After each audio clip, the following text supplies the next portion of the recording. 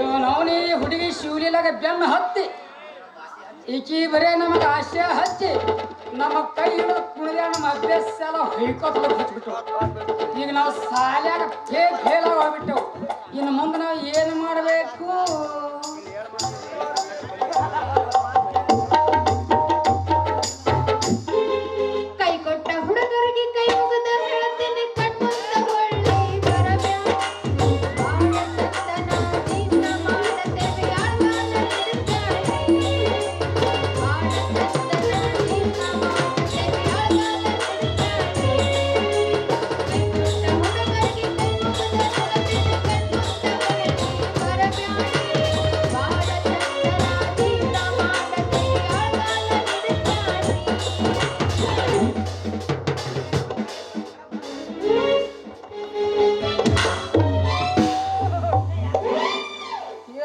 ಗಂಡಸರ ಹೇಳ್ತಾಳಲ್ಲ ಯಾಕ್ರಿ ನಮ್ ಹಿಂಗ ಹಂಗ್ಯಾಕ ಕಲಿಕತ್ತೀರಿ? ಹಿಂಗ ಹೈದೇ ನಮಗ ಸಣ್ಣ ಮಾಡ್ರಿ ಶರೀರ.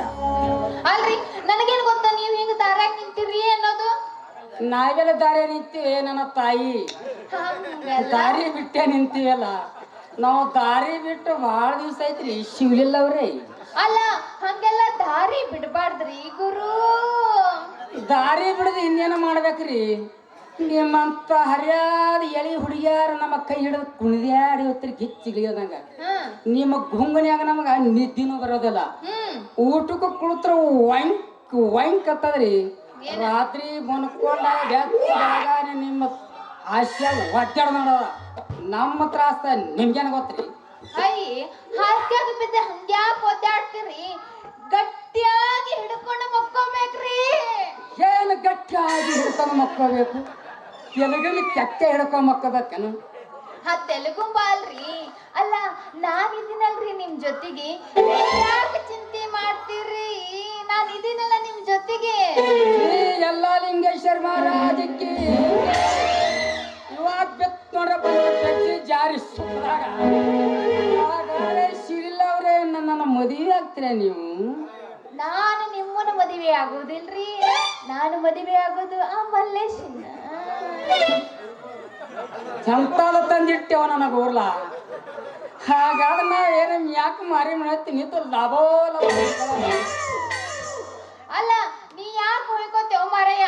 ಅಲ್ಲ ನೀನ ಹೇಳಿದಲ್ಲ ಮದುವೆ ಅವನ ಜೊತೆಯಾಗು, ರಾತ್ರಿ ಅವನು ನಂದು ಅಂತ ನೀನ ಹೇಳಿದಲ್ಲ.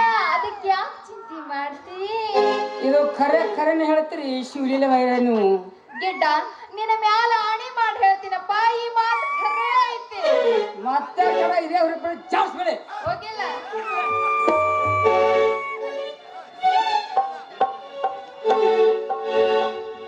ಹುಬ್ಬಳ್ಳಿ ಕೋರಿ ನಂದಿನಿ ಹಾಗೆ